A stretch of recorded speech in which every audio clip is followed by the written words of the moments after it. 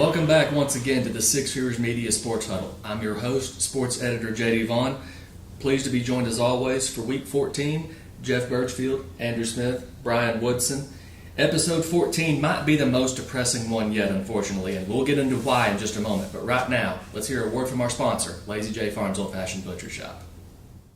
Lazy J Farms has been raising the finest cattle and all-natural pork for 3 generations on the family farm in Fall Branch. Their blonde Aquitaine herd offers a leaner, healthier, and more tasteful beef. And the butcher shop is local, farm to table, and 100% authentic. This is the way your grandfather shopped for me, with steaks cut to order, quality assured, and ready to ship to your door. Open Thursday through Saturday on Bloomingdale Road in Kingsport. Come see us. Well, guys, unless you're playing for Rye Cove or Greenville this week, the high school football season has come to a close in the Tri-Cities area. It's like Christmas. You wait on it so long, and then blink of an eye, it's gone. And I got to be honest with you, I'm already having withdrawals from the lack of football that will be this week going forward. But before we get too depressed, let's talk about the historic season in Clinchport, Virginia. The Rye Cove War Eagles, fresh off their first ever 10-0 season, and now 11-0, they have a chance to win 12 games for the first time ever this week. Now, Andrew, you were over there in Clinchport on Friday night. Rye Cove took care of Rural Retreat, Landon Lane, Carter Roach Hodge, doing Landon Lane, Carter Roach Hodge things. Yeah, it was the usual suspects for the War Eagles. Looked like we might have a dogfight early. Rural Retreat, second play from scrimmage, takes an end around off the left side, 50-yard touchdown, grabs the lead. All right, we might have a dogfight. Landon Lane throws an interception on Rye Cove's first possession. A little dicey, but ultimately the Rye Cove defense makes the adjustments they need to make.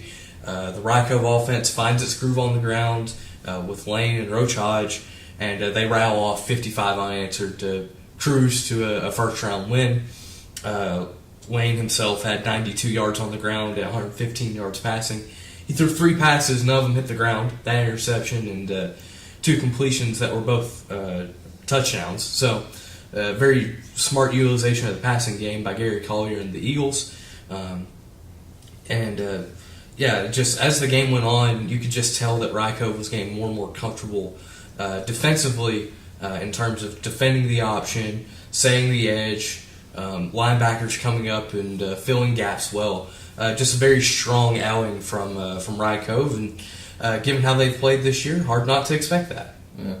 And just give you kind of perspective of how far Rye Cove has come. When Gary Collier arrived in 2022, they hadn't been to the playoffs since 2011.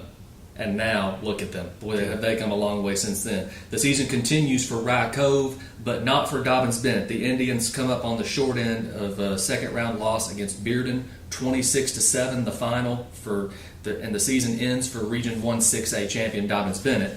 Naturally, the biggest loss aside from the game itself for Dobyns Bennett was the loss of head coach Joey Christian.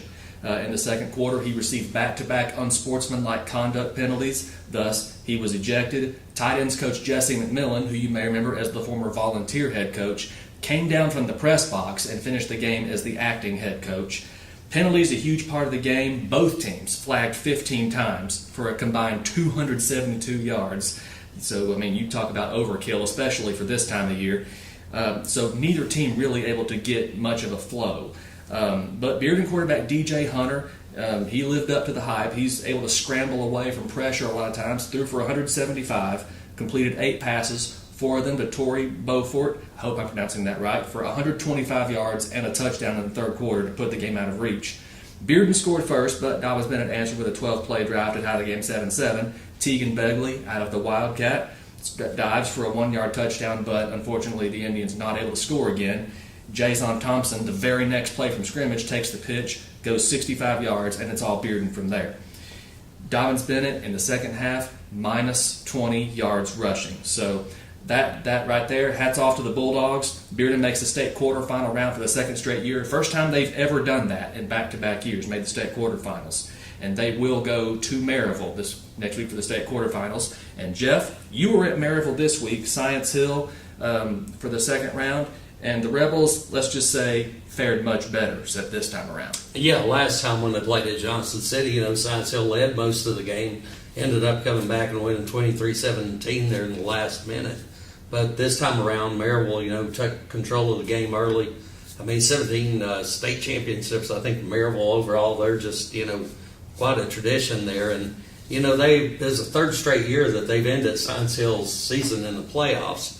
One unfortunate thing, you were talking officiating, that game got a little ugly. I mean, got a lot of personal fouls, a lot of unsportsmanlike penalties.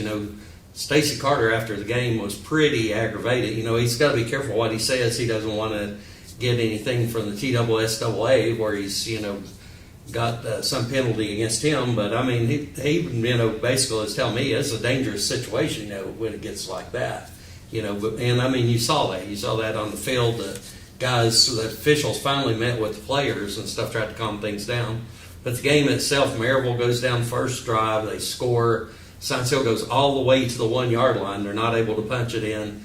And Maryville comes back and scores. And they scored on their first 5 possessions. And then they took advantage of a couple of Science Hill turnovers. And, from there, Maryville's, once they get the lead, I mean, they're like sharks smelling blood in the water, So end up winning 42-7. One positive for Science Hill, Baylor necessary again, double-digit tackles, 10 tackles, just had an unbelievable year this year. Aiden Perry comes in, there was some question last week. He had a deep thigh bruise, whether he was even going to play or not. But, I mean, anybody knows that kid knows how tough he is. And so he comes in, he actually scores the touchdown for Science Hill. And, I mean, just, a bad game, but you can't take away from what's been a terrific season for the Hilltoppers. I mean, they've really, just had a ton of great highlights. Obviously, the miracle win over Cleveland, sort of the top of the list. But, I mean, just a great season for Hilltoppers overall. It really was. Climbed as high as number 8 in the state rankings. Came within seconds of beating Maryville the first time around. Brian Woodson, you made the journey to Bullitt Park this past Friday for the Region 2D playoffs in Virginia. Union, nothing fancy at all, but they found a winning formula against Gate City, and they stuck with it. Yeah, they did. It was Keith Chandler one way and Cam Bostic the other, and they just ran the whole game. And Chandler ended up 150 yards. He's a big kid, but he can run, and he's tough. And he scored 2 touchdowns in the first half. Cam Bostic's just a really talented athlete. He's a good basketball player too, and he just got loose a couple times to set up some touchdowns. Gate City struggled just to get anything going at all. Walker Hillman was held to, I had 31 yards. I mean, because he had some negative yards in there too. And Zane Reed threw the ball, but unfortunately 2 of his longer passes were picked off by Cam Bostic at the goal line. That was really the only time Gate City really challenged. So it was just a long night. They just couldn't get anything. They never got over 100 yards on offense because Union's defense was in the backfield the whole game. Carlos Anderson, Keith Chandler himself, some of the other guys, they had sacks and tackles for loss, and they just could never get anything going. So Gate City ended their season 6-5. They only lose 6 seniors. They're good, 6 good seniors, but next year they should be able to come back and hopefully have an even better season. They're going to have a quarterback who will now be a sophomore and a running back. They know what they can get out of him. So they have some good defensive offensive linemen coming back, so that will help. Someone named Anderson making plays for Union? I know, it's hard to believe. Does that sound familiar? Yeah. Back in Tennessee, Greenville, a 48-10 winner over Gibbs. But, Andrew, that Elizabethton-Greenville playoff rematch, we're not going to get it this year, are we? No, we're not. Anderson County wins over Elizabethton 54-14. It's the 3rd straight year Elizabethton has fallen to Anderson County in the playoffs. So I'm sure Sean Whitten and the folks in Elizabethton are maybe a little tired of seeing Anderson County now. But it was a strong start for Elizabethton. They scored on their first possession offensively, but Anderson County just then rattled off 4 straight scores and led by 27 at halftime. For the Cyclones, they struggled to stop Waylon LaRue, Mr. Football semifinalist. 278 all-purpose yards, 5 touchdowns, just kind of doing a little bit of everything there for the Mavericks. And they'll be taking on Greenville, who took care of Gibbs 48-10. A little dicey early, but Carson Quillen definitely helped settle things down there for the Green Devils. 305 yards on the ground, 5 touchdowns. I'd say that's pretty good. Caden Ball added 178 yards and a touchdown through the air. And, it was just another strong night there. A little slow start, but a strong night for Greenville. And as you mentioned, unfortunately, no rematch for Greenville and Elizabeth in this postseason. But we do get two Mr. Football semifinalists. In the quarterfinals, Carson Quillen and Waylon LaRue. Boy, what a matchup that's going to be absolutely. in the quarterfinals at Anderson County this week. Jeff, Unicoi County finishes the year 10-2. Both losses, unfortunately, to the same team, Gatlinburg-Pittman. Yeah, the first loss to Gatlinburg-Pittman was right after, the flood, and they have to go down there and play. So, I think emotionally they weren't quite in the right state, that particular game. But this time, they're playing at home, and that's to take nothing away from GP. Obviously, the score is very similar both times they played, and the Highlanders always have, such a terrific tradition and all. We know they're, year after year, they're one of the top teams in the region and in the state.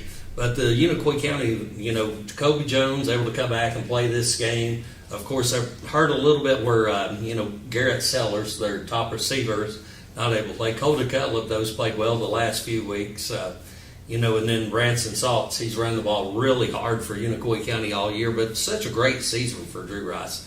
He's done a fantastic job since he's taken over that Unicoi County program, and I don't think, you have another coach who's as passionate as about, his school as, Drew is there at Unicoi County. Yep.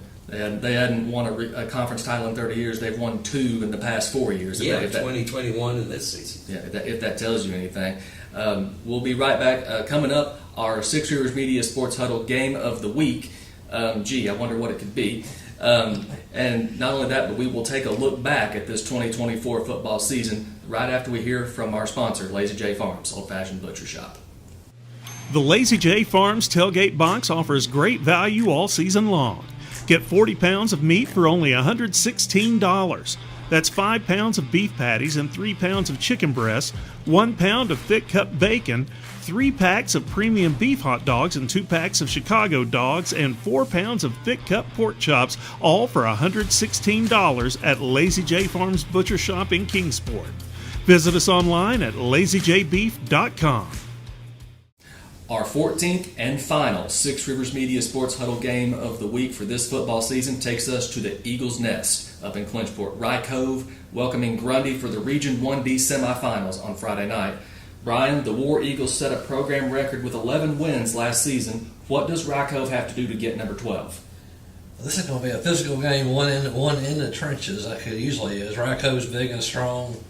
11-0. Grundy they're not as big, but they're physical. They got the wrestling background, one of the better wrestling programs in the country. And a lot of those guys actually play football too, so they're going to be tough. So it's going to be a lot of running the ball. Grundy's not going to throw it much. They got 2 backs that combined for 3,000 yards and 45 touchdowns this year. And so they're going to run the ball a lot. And then on defense, they got a couple really good. One of them is Shaheen Gordon's a 3-time state champion who has forced 5 fumbles, has almost 100 tackles. He's going to be a pretty guy to watch out for. Rye Cove with Landon Lane, obviously having him helps because he'll be able to direct what's going on. They got Blake Owens back last week to help out with the running game. Carter Roach Hodge is a good guy. Will Hollins and Rollins, they can both run pretty well. If they throw the ball, they probably won't throw it a whole lot in this game depending on the weather. It looks like it's going to be pretty cold and maybe be some precipitation, snow or rain or something, or maybe it's going to be an interesting night over in Clinchport, that's for sure.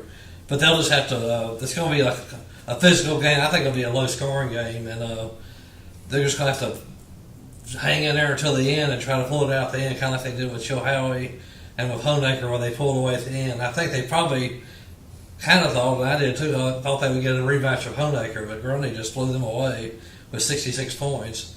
They scored 58 points a week before that, so Grundy can score. So in other words, it's going to be cold, so it's going to be football in November. Yeah, that's right. Yes. And it's hard to believe, something else. Grundy football has been around since 1926. Rye Cove since 1960. Yeah. They've never played. Yeah, never played. I was surprised by that too. Yeah, it really is. So we're looking ahead at Rye Cove this week, a big game in Clinchport. But right now, we're going to take a look back on what was the 2024 high school football season, and we'll start with Region 1-6A right here in Tennessee. While it came to an end on Friday night, very few outside the locker room predicted Dobbins-Bennett to win the Big East Conference this year. Dobbins-Bennett had just gone 5-5 last year and graduated their entire front 6 on defense, and they hadn't won a playoff game in 4 years. But the Indians grew up pretty quick. Because they started 3-2. losses to Greenville and Asheville, but then they won 6 straight games. Of course, that memorable win over Science Hill at ETSU to win the Region 1-6A championship. Their first since 2020, but also their fourth since dating back to 2017, the final year under head coach Graham Clark. Dobyns-Bennett will graduate several key seniors this year. Austin Sykes threw for more than 1,000 yards. Several of his receivers are moving on, including tight end linebacker Peyton Franklin, Dylan Murray, and Rome Pruitt. 3-year starting center Will Ford, and their top 4 tacklers, Kosiah Steele, Gabe Marshall, Peyton Franklin, Devin Murdoch, all of them are graduating this year. But several key players like the Thomas brothers, Jalen, who was a junior this year, and Tyree, who of course is a sophomore this year, they're both coming back. Tegan Begley, the running back, and all of them are coming back next year. Science Hill, Jeff finishes the year 8-3, climbed as high as number 8, like we said in the state rankings. Both of their regular season losses were by 6 points. So, you think how close was Science Hill to going undefeated this year, man? Well, they were really close undefeated. That first game with Maryville, they led most of that game. Maryville actually scores with 3 seconds left in the game after they stopped Science Hill, I think it's a 2:21 mark on a 4th and 1. So, they convert that, or they're able to stop, Maryville sometime during that drive. They win that game. Then you and I were both at the Dobyns-Bennett Science Hill game. And Science Hill missed some scoring opportunities in that game and didn't really play their best game. You feel like if they did, and no disrespect at all to Dobyns-Bennett, but you feel like Science Hill really had a team this year that was probably the best team in that league, But, of course, you got to get it done on the field. Dobyns-Bennett got it done that night. And 2 of the guys who helped Dobyns-Bennett get it done are both coming back next year, Tyree and Jalen Thomas. What a game they had that night. The Hilltoppers, of course, are graduating pretty much their entire passing game. Quarterback Spencer Taylor and their top 4 receivers, Stephen Famoyan, John Gitterwa, Zane Huff, and Corbin Lasher, all seniors this year. And, of course, their biggest loss, Mr. Do-It-All, Baylor Necessary. That said, 3 of the 4 horsemen will be back next year. At least they're scheduled to be back.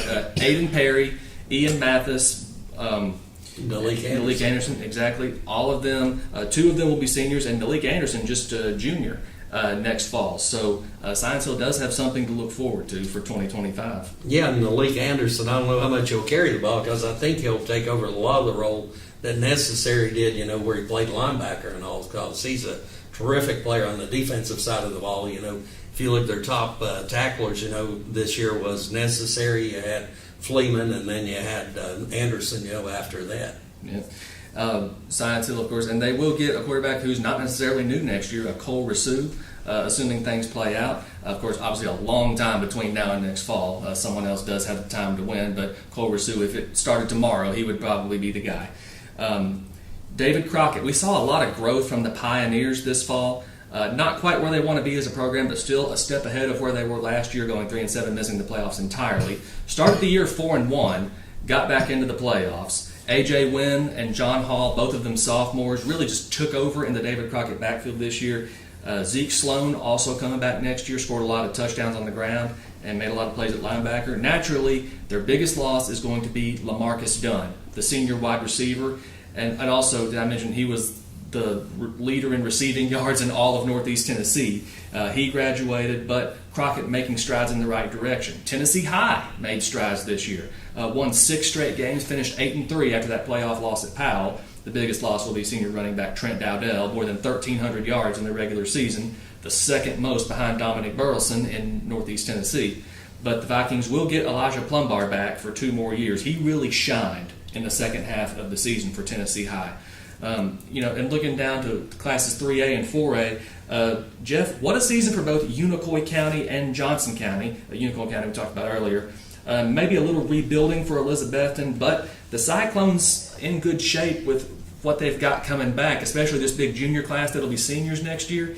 Unicoi County and Elizabethton, both in pretty good shape, you would think. Yeah, I think Unicoi County's set to have another, fantastic year next year, with Kobe Jones should be back and they've got a great backup quarterback. We saw Gunnar Peterson, in the game where Kobe Jones missed. He stepped in and did such a terrific job there. Then you're talking about Elizabethton. The down year for Elizabethton's a great year for most programs, They lose to Greenville, Science Hill, and Anderson County, 3 very, very good football teams, that they lost to over the course of the season. But I think they'll be fine. Rhett Slagle, going to be back and should be, progressing every year. We know what a great coach Sean Witten is. I mean, puts a great team on the field every year. And then you're talking Johnson County, going to be a little more question marks. They struggled at the end of the season after Juan Mejia got injured. And also, they're going to have a new coach up there. I know Rick Wilson mentioned that he's going to be leaving, Johnson County here. Yep. I guess not the only concern for Unicoi County is Colby Jones is back, but who's he going to distribute the ball to? Branson Saltz, Coda Cutler, Garrett Sellers all graduating after this year. And one team I did not mention, I neglected to mention, was Cherokee. Cherokee, of course, getting a lot of weapons back next year, including quarterback Landon Jeffers. Yeah, I mean, the Chiefs had a lot of good wins this year. And like you said, Landon's just a guy that leads that whole program. I mean, they're really a team that's dangerous team for a lot of teams to face, and they have really elevated that program in the last couple of years. Coach Hensley down there has done a fantastic job. And then I want to touch on one other thing. You mentioned earlier 5A with Crockett. I mean, yeah. I did the Crockett preview the first of the season, and I know Hayden Shanley was saying then that sophomore class he feels is the most talented group they've had since Prince Colley and that bunch. So they'll be juniors next year and, potentially a lot better. And then even the following year, when they're seniors, you'd think they'd maybe even rise even more. Yep. And obviously the biggest loss for Cherokee will be the running back Hayden Hook, who did a lot of their scoring this year. Andrew, looking down at classes 1A and 2A, Happy Valley once again gets that home playoff game so close to advancing for the first time in 7 years. What a job the Warriors did this year. Oh, absolutely. Tip of the cap to Jason Jarrett and the coaching staff there with the Warriors. Just being able to carry the momentum from one year to the next, I think, is such an underrated part of what Happy Valley was able to do this year. Obviously, last year they ended the year with 7 straight regular season wins, and then they come out, play good football again. Not really one key cog on the offense, but kind of a little bit of everybody taking their turn running the football. And my goodness, was their defense strong. I think that might be an understatement even. The Happy Valley Warrior defense wreaked so much havoc throughout the course of the whole year. I got to see it against Unaka, a couple defensive scores in that game. Just overall, the job that Coach Jarrett has done there at Happy Valley, getting another home playoff game. You know that they are on the verge of making a run in the postseason now. Tip the cap to Happy Valley on another strong regular season. Yeah. And then when you talk about teams like Hampton and Cloudland, you talk about communities who were devastated by Hurricane Helene. But just both of those teams, they just would not stop fighting. No, they wouldn't. And obviously, once Helene hit, it felt like football kind of became secondary to those schools. Obviously, especially with Hampton needing to relocate the school itself or the students in the school for the remainder of the year. Hat tips to Michael Unser at Hampton as well as Zach Benfield at Cloudland, really being able to keep their guys bought in. Obviously, it wasn't the end of the season that they had hoped for. Both teams, especially having to go on the road, we haven't seen Cloudland do that in a decade in the postseason. But overall, you mentioned teams that kept fighting, they kept trying to grind away at it, and you would think that they'll be better off for it down the road. Yeah, you would think. And Brian, Southwest Virginia, just taking a quick look there, a youth movement at Twin Springs, of course, and then injuries just really took their toll. Gate City had several voids to fill coming into the season, but they showed some improvement late in the season. Both Twin Springs and Gate City have a solid foundation for 2025, you would think. Yes, I think so. Twin Springs just needs to stay healthy. They've got some players. They got the Clay Ross is a good player and a quarterback, and he'll be back. And several of their guys are going to be back to play. They can just stay healthy, which just was an unusual year for them. They're usually pretty solid and healthy. Gate City, like I said earlier, they got a lot of kids coming back. Hillman's back, the quarterback's back. They got, I think Corey Bird's back, I believe, for one more year, so they're going to be pretty strong there. And they got pretty good guys along the offensive defensive lines that Jeremy House probably likes. So they should be pretty good. They're playing that tough league. They always play a tough schedule. That's part of the game. You go play the schedule that you have and try to just get better each week and hopefully peak at the right time in the playoffs. Yeah, and some guy who had to step in at Twin Springs because of injuries, Bryce Parks, a freshman who really shined late in the season. Yeah, he did. He played really well. Brendan Waddle stepped in at quarterback after he'd already played receiver and running back during the season. He played pretty much everywhere for them. And so did a lot of players there. But Parks really showed what he could do against Rye Cove until he got injured. But his run, the TD run in that game was really impressive. He just kept on turning those legs, and he took off, and they couldn't catch him. So a solid foundation for both Twin Springs and Gate City Yeah. for 2025. They took their lumps this year. Yeah. And I got to say, guys, it's been a privilege to bring you the Six Rivers Media Sports Huddle this season. Guys, we've had a lot of fun this year. And for teams like Rye Cove and Greenville, it's still not over. So be sure to grab a copy of the Six Rivers Media Basketball tab, which is coming out, hits the stands later this week. Otherwise, that's going to wrap it up for the 2024 edition of the Six Rivers Media Sports Huddle. For Jeff Birchfield, Andrew Smith, and Brian Woodson, I'm JD Vaughn. Thank you so much for joining us this year. Lazy J Farms has been raising the finest cattle in all natural pork for 3 generations. Our blonde Aquitaine herd offers a leaner, healthier, and more tasteful beef that ships from our store directly to your freezer. This is the way your grandfather shot for meat, only now we wrap it, seal it, and send it right to your door. We have plenty of options to pick from, and they're all fresh and natural. Just visit our website at lazyjbeef.com and choose your package. We'll get it straight to you.